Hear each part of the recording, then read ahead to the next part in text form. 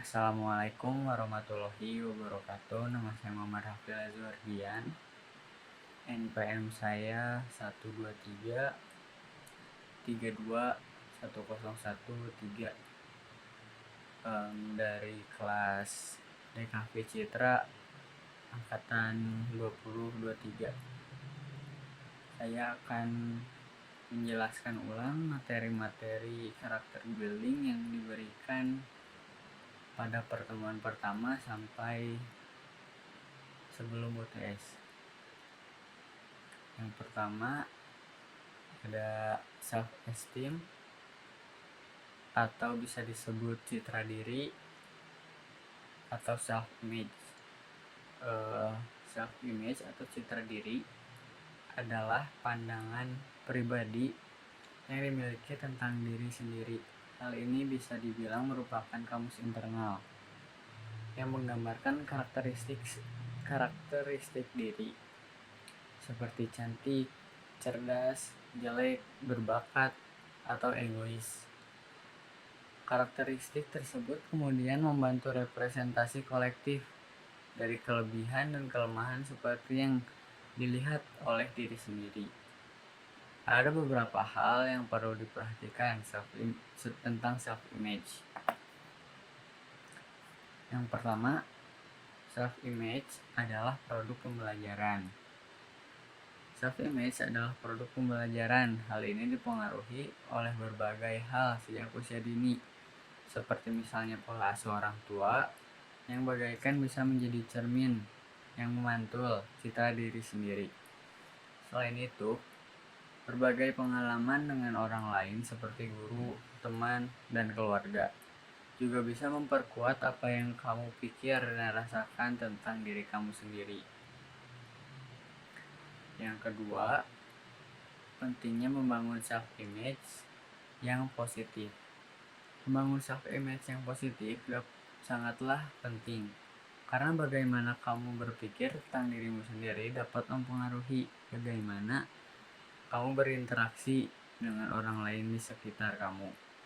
Self-image yang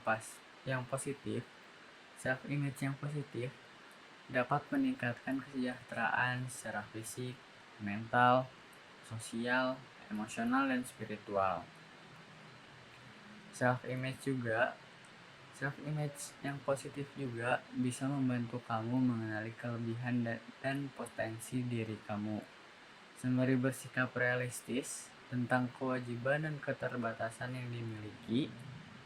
Sebaliknya, self-image yang negatif hanya akan membuat kamu fokus kepada kesalahan dan kelemahanmu, sehingga mendistorsi kegagalan dan ketidaksempurnaan yang dimiliki. Yang ketiga, self-image positif bisa dibangun dengan belajar menerima.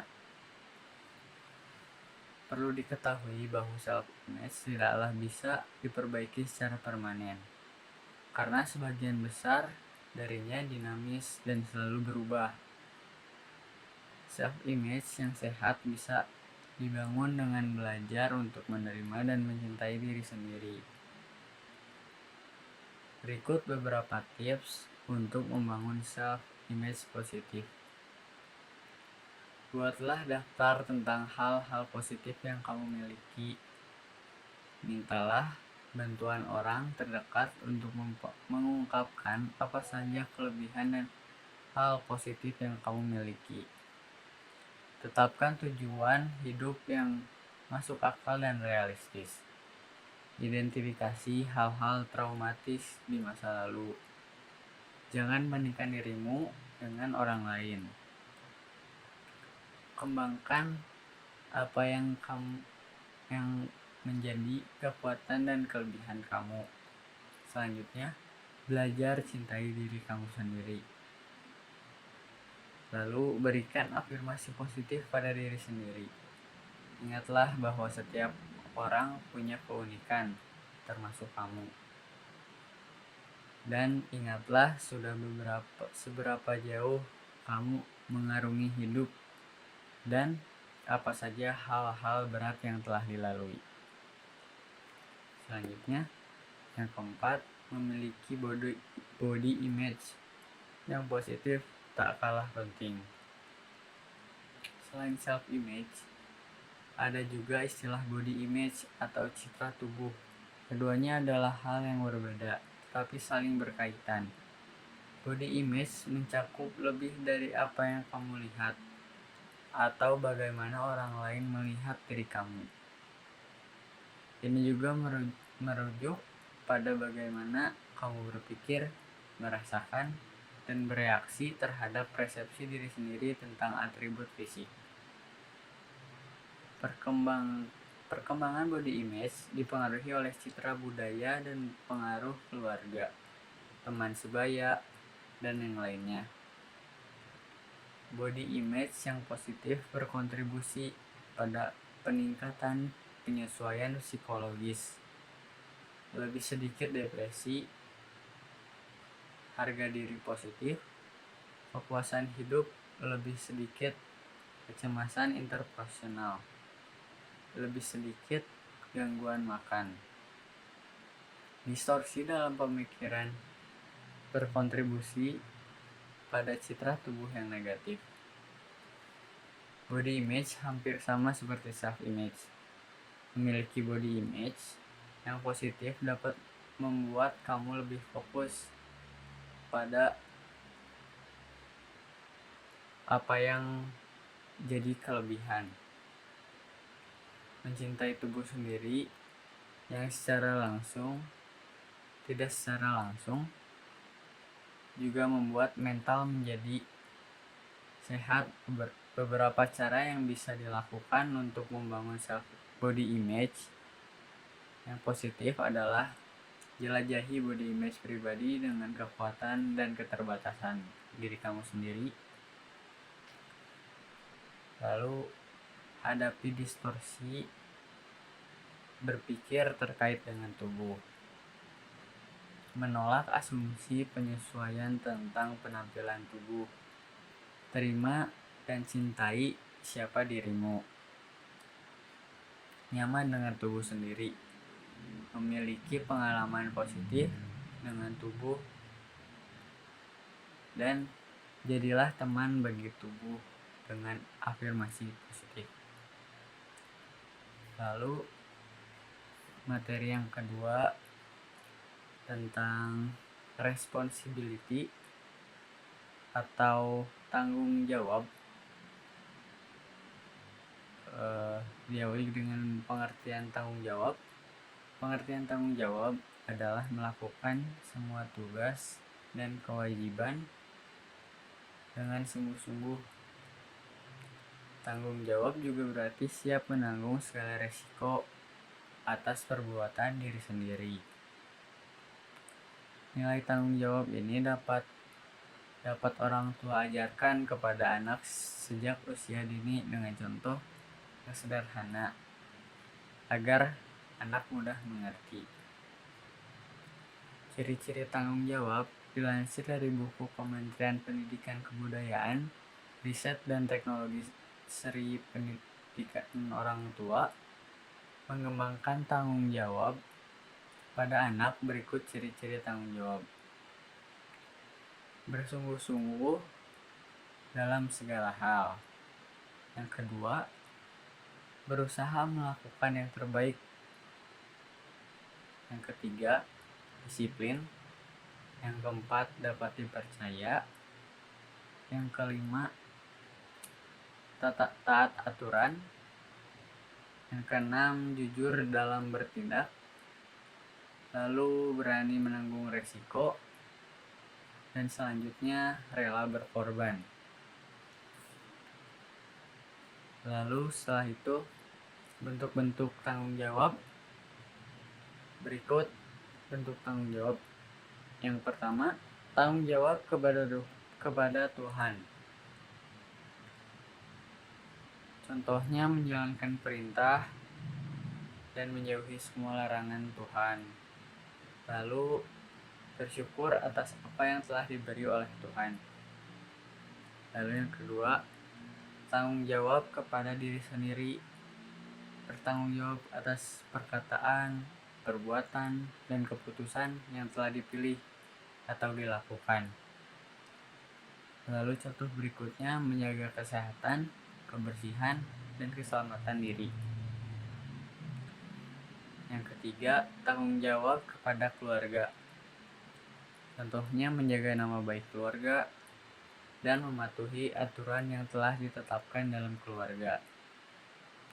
Lalu yang keempat, tanggung jawab kepada masyarakat. Contohnya, tidak melakukan perbuatan yang melanggar nilai dan norma di lingkungan masyarakat. Contoh berikutnya, berani melaporkan kejadian yang merugikan masyarakat ke pihak yang berwenang. Yang kelima, tanggung jawab kepada bangsa dan negara. Contoh tanggung jawab kepada bangsa dan negara yaitu menghargai keanekaragaman yang dimiliki oleh bangsa dan negara. Lalu menjaga persatuan dan kesatuan bangsa. Lalu selanjutnya manfaat tanggung jawab. Setelah mengetahui pengertian tanggung jawab, contoh, bentuk, dan ciri-cirinya, berikut manfaat tanggung jawab. Yang pertama, seseorang akan dipercayai, dihormati, dan dihargai serta disenangi oleh orang lain. Mampu menyelesaikan tugas dengan baik. Lalu bertindak lebih hati-hati dan terencana. Selanjutnya yang terakhir, dapat menghadapi permasalahan dengan tegar dan menyelesaikannya. Selanjutnya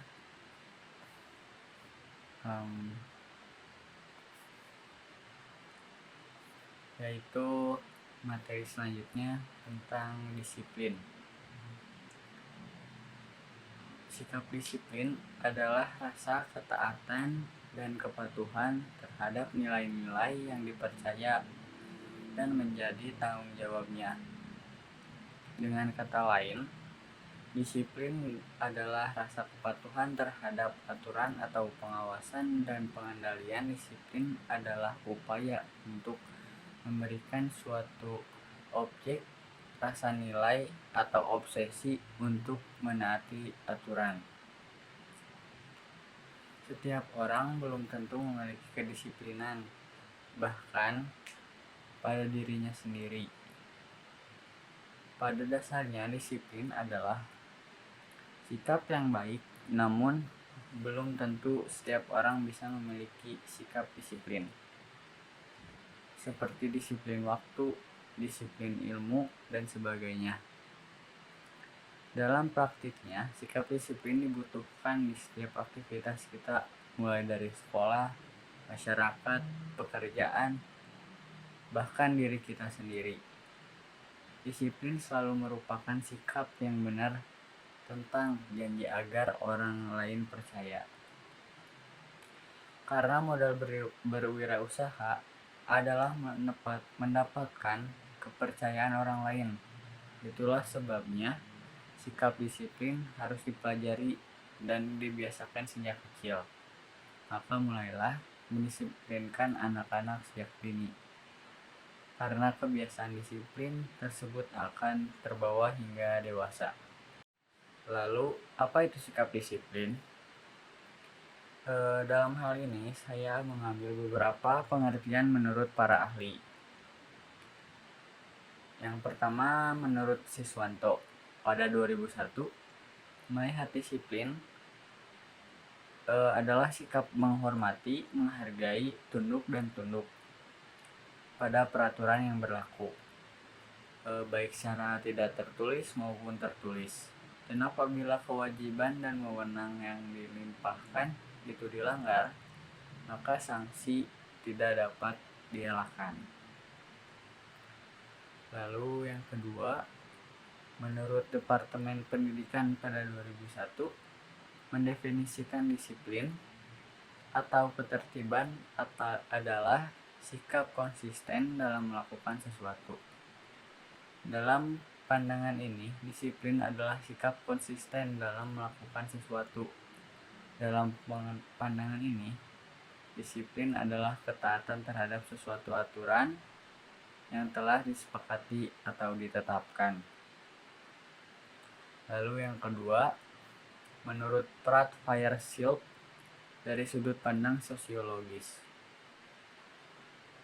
disiplin terdiri dari dua bagian, yakni disiplin dari diri dan disiplin sosial.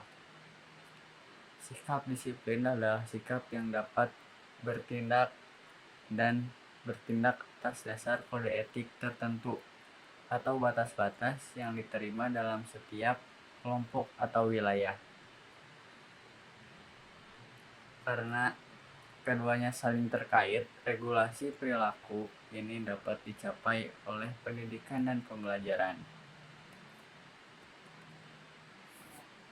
Lalu macam-macam sikap disiplin.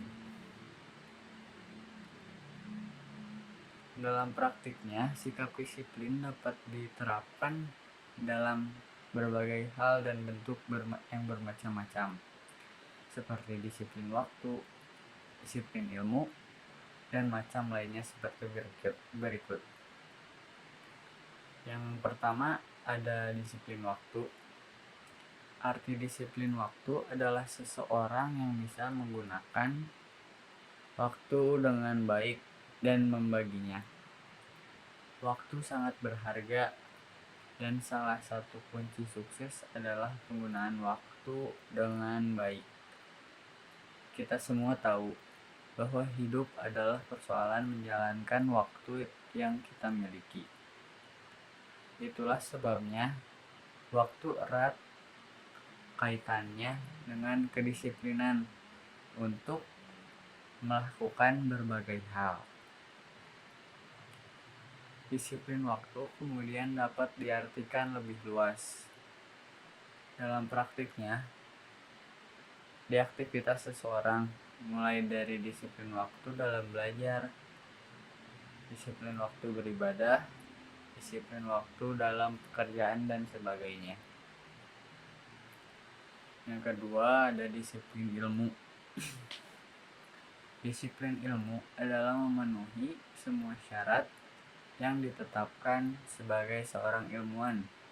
Jika ilmuwan memiliki bidang keilmuan dan berprinsip membangun kebaikan dan manfaat bagi orang banyak. Dengan begitu, ilmuwan dapat mengambil tindakan yang baik dengan kode etik atau aturan dalam mengambil kesimpulan atau menentukan sebuah kebenaran berdasarkan ilmu dan pengetahuan. Contoh, seorang ahli nuklir, jika tidak memiliki disiplin ilmu, keahliannya digunakan untuk menghancurkan negara, bukan untuk kepentingan umat manusia. Seorang ilmuwan sejati tidak bertindak melawan pengetahuannya, melainkan menggunakannya untuk bermanfaat bagi banyak orang. Yang ketiga ada disiplin pribadi. Disiplin pribadi adalah memberikan orientasi diri terhadap tujuan yang diinginkan melalui latihan dan pengembangan disiplin. Pribadi adalah kesediaan untuk disiplin.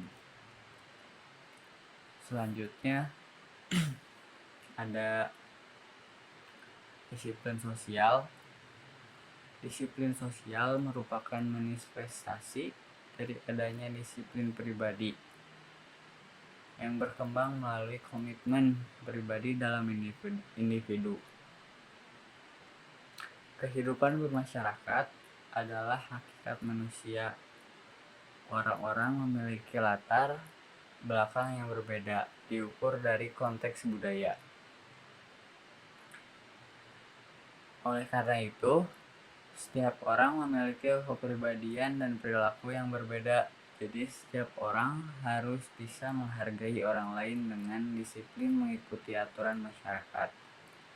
Disiplin sosial dimulai dengan kemampuan dan kemauan untuk mengatur diri sendiri dalam pelaksanaan nilai-nilai, aturan-aturan, dan peraturan-peraturan yang berlaku di sekolah, masyarakat, keluarga, ataupun di negara. Lalu yang kelima, disiplin kebangsaan. Disiplin kebangsaan adalah kemampuan dan kemauan untuk mengatur diri sendiri untuk mentaati segala peraturan yang ditetapkan oleh negara. Bangsa adalah alat untuk memperjuangkan kehendak bersama. Oleh karena itu, keberadaan masyarakat yang disiplin akan mampu memenuhi keinginan bangsa. Lalu manfaat sikap disiplin, yaitu sikap disiplin sudah menjadi prinsip seorang pasti akan mendatangkan manfaat baginya. Bahkan bagi anak-anak yang memang terbiasa dengan belajar disiplin, seperti manfaat berikut. Manfaat sikap disiplin. Sikap disiplin yang sudah menjadi prinsip seseorang pasti akan mendatangkan manfaat. Bahkan bagi anak-anak yang memang terbiasa dan sedang belajar disiplin, seperti berikut ini. Yang pertama, sensitivitas untuk tumbuh. Seorang anak yang sedang tumbuh menjadi orang yang sensitif atau penyayang yang mempercayai orang lain. Sikap ini dapat memudahkan untuk mengungkapkan perasaannya kepada orang lain, terutama orang tuanya. Sikap disiplin sejak dini memudahkan anak untuk mengeksplorasi perasaan orang lain. Yang kedua, kekhawatiran yang meningkat. Disiplin dapat memberikan anak integritas. Anak tidak hanya dapat mengambil tanggung jawab, tapi juga menyelesaikan masalah dengan baik, dengan cepat dan mudah. Yang ketiga, masalah pendidikan. Anak-anak memiliki gaya hidup yang normal, dapat mengatur waktu dengan baik.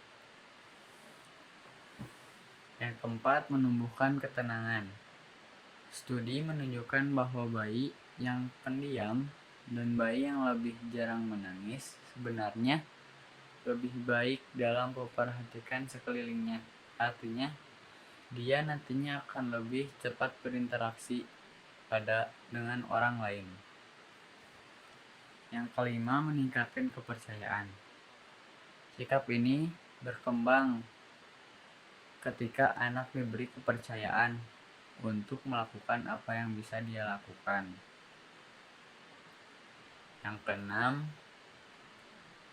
melalui pembelajaran mandiri, anak juga dapat mengandalkan fakta bahwa mereka dapat memenuhi kebutuhannya.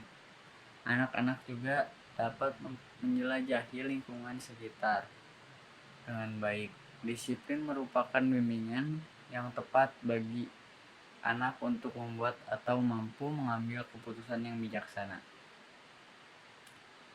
Yang ketujuh, menjaga keramahan. Dengan kemampuan beradaptasi yang lebih dari sebelumnya, menjaga keramahan. Dengan kemampuan beradaptasi yang lebih besar dari sebelumnya, anak-anak akan lebih cepat beradaptasi dan menjadi lebih akrab dengan orang lain. Lalu yang kedelapan, membantu perkembangan otak. Ketika seorang anak berusia 3 tahun, pertumbuhan otak berkembang sangat pesat, di mana ia menjadi peniru perilaku yang terampil. Dia juga dapat dengan sempurna meniru perilaku orang tua yang disiplin, yang secara alami menciptakan kebiasaan dan sikap yang positif. Lalu yang kesembilan, membantu anak-anak yang sulit. Beberapa anak mungkin membutuhkan kebutuhan khusus, tetapi perlunya perlakuan khusus dengan disiplin untuk menekankan keteraturan anak berkebutuhan khusus dan untuk menjalani kehidupan yang lebih baik. Yang ke-10, kembangkan sikap patuh. Dengan disiplin, anak mengikuti aturan yang diberikan oleh orang tuanya atau inisiatif sendiri. Lalu, cara menerapkan sikap disiplin untuk diri sendiri. Yang pertama, niat. Semuanya mulai dengan sengaja. Agar kita menjadi orang sukses, kita perlu menyadari bahwa kita melakukan apa yang kita butuhkan disiplin. Dengan kata yang penting, niatnya harus tulus dan kuat. Lalu yang kedua, jangan meremehkan sesuatu. Jangan meremehkan sesuatu, bahkan hal kecil apapun. Anggap saja semuanya penting.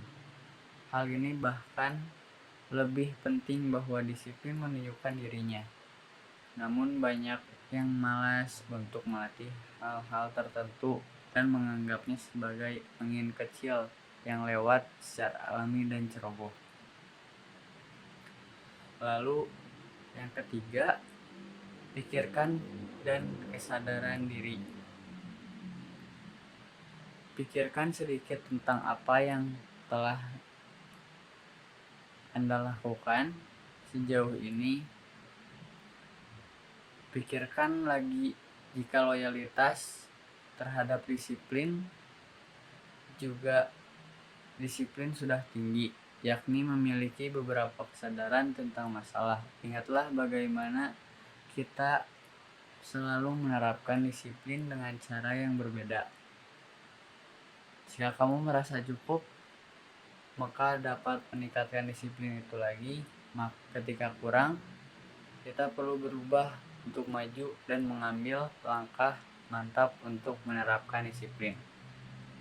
Lalu yang keempat, paling tidak kita harus berkonsentrasi pada segala hal dalam hidup ini.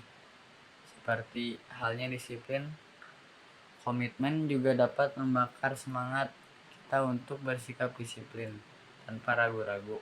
Hal ini untuk memastikan bahwa kedisiplinan yang telah kita bangun tidak berkurang atau hilang jika terjadi masalah besar.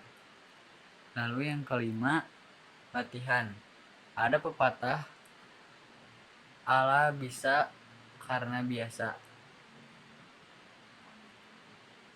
Tentu saja ini menyeratkan apa yang kita lakukan jika sikap disiplin itu bisa diciptakan dengan mulai belajar sedikit demi sedikit dan berlatih dari hal-hal yang kecil terlebih dahulu.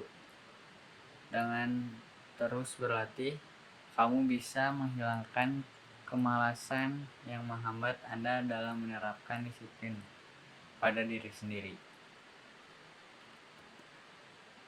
Lalu materi yang selanjutnya adalah rendah hati. Apa itu rendah hati? Kerendahan hati atau sikap rendah hati sebagai suatu sikap yang menyadari keterbatasan kemampuan diri dan ketidakmampuan diri sendiri serta tidak menjadi sombong. Ketika rendah hati dapat dipahami sebagai sikap yang sopan dan mempunyai pandangan yang realistis. Namun bukan berarti merendahkan diri, karena rendah hati dan rendah diri berbeda. Rendah hati akan menjauhkan diri dari sikap sombong dan merasa tahu segalanya. Sikap rendah hati harus dimiliki oleh semua orang. Bukan hanya penting di lingkungan kerja, tetapi manusia sebagai makhluk sosial dan individu yang saling membutuhkan satu sama lain perlu tetap bersikap rendah hati dimanapun berada. Tujuan rendah hati. Setelah membahas tentang pengertian rendah hati, maka pembahasan selanjutnya adalah tujuan dari rendah hati. Lalu, apa sajakah tujuan rendah hati? Berikut ini adalah tujuan dari sikap rendah hati yang perlu kamu ketahui. Yang pertama, untuk menghormati orang lain selayaknya manusia tanpa memandang akan mengecilkan orang yang kecil. Yang kedua, rendah hati tidak akan membesarkan orang yang besar, juga tidak akan mengecilkan orang yang kecil.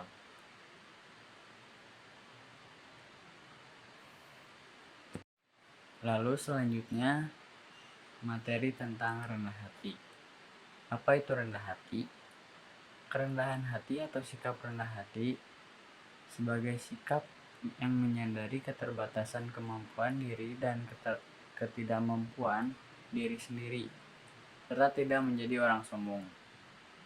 Sikap rendah hati juga dapat dipahami sebagai sikap yang sopan dan mempunyai pandangan yang realistis.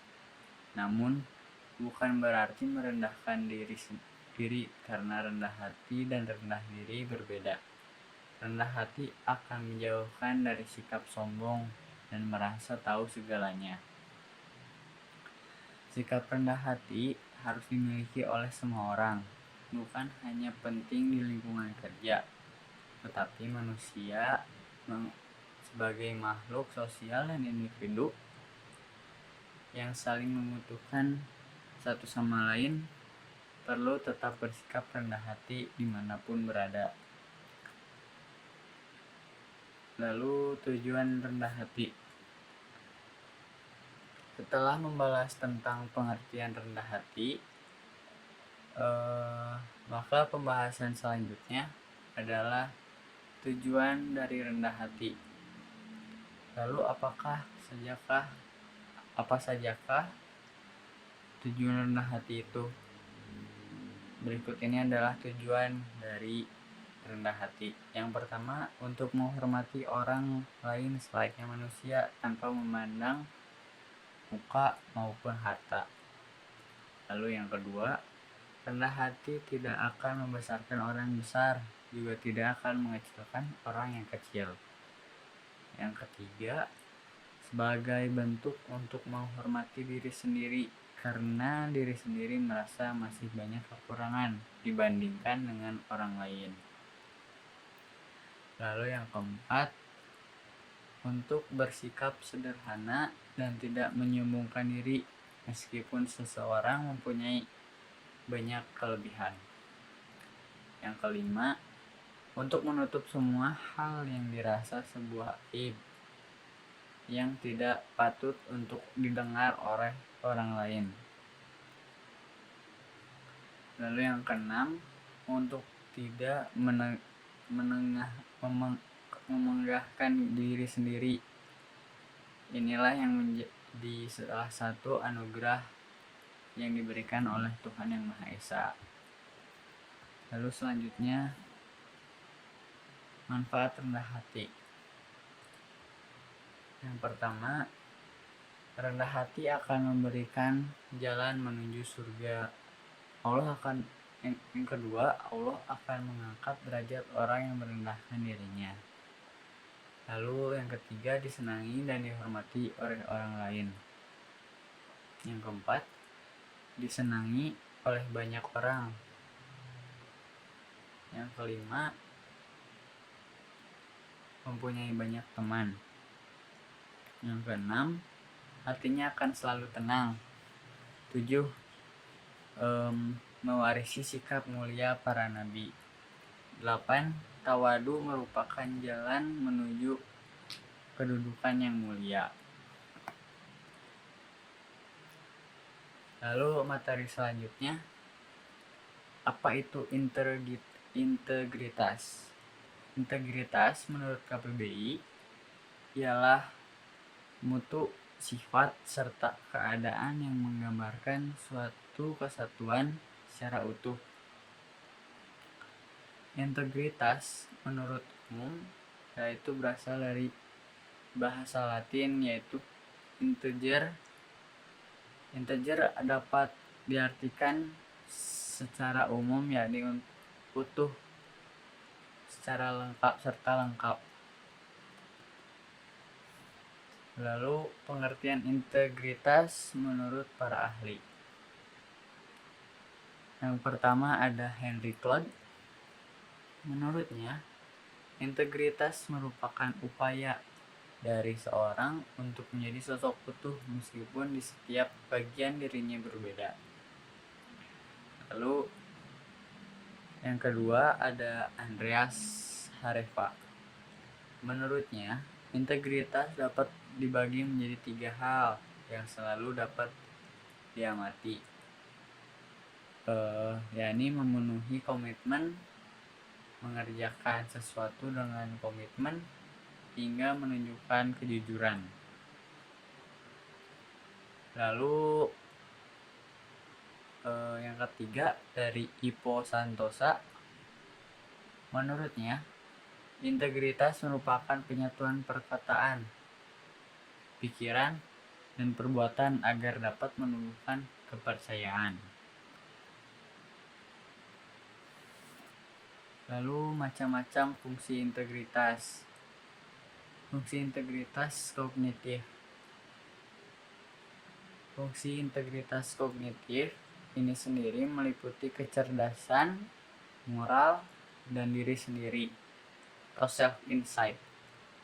Self-insight juga dapat diartikan sebagai pengetahuan serta refleksi diri. Fungsi integritas dalam sosial. Fungsi integritas dalam sosial mampu mengembangkan hubungan antara individu maupun lingkungan masyarakat. Lalu selanjutnya manfaat mempunyai integritas. Yang pertama, manfaat secara fisik.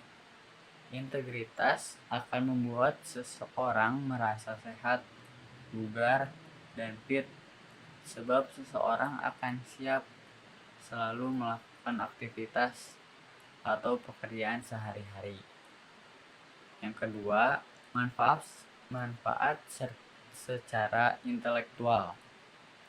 Secara intelektual, integritas dapat mengoptimalkan kemampuan otak seseorang. Yang ketiga, secara emosional. Secara emosional, integritas akan menjadikan diri penuh motivasi, sadar diri, empati, serta memiliki solidaritas tinggi, serta syarat hangat emosional dalam interaksi kerja. Yang keempat, manfaat secara sosial. Integritas akan mengembangkan hubungan baik antara individu ataupun masyarakat. Selain itu, integritas juga akan membuat seseorang mau bekerja sama untuk menyelesaikan tugas maupun kegiatan yang menuntut kekompakan serta kerjasama yang baik.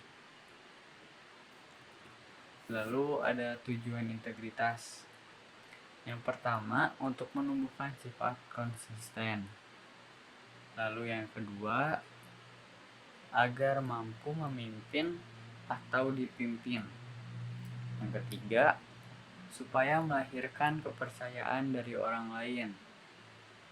Lalu yang keempat, menumbuhkan sifat jujur dan dapat dipercaya. Lalu, apakah integritas itu penting?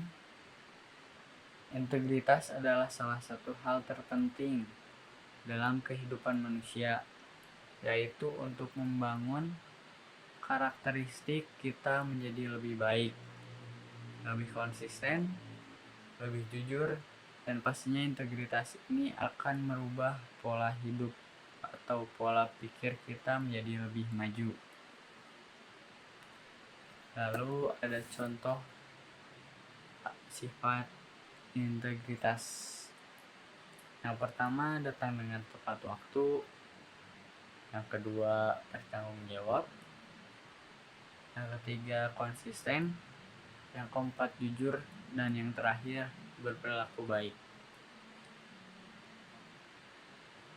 Mungkin itu saja yang dapat saya jelaskan kembali dari materi-materi karakter building. Mohon maaf bila ada salah ucap atau salah kata. Wassalamualaikum warahmatullahi wabarakatuh. Terima kasih.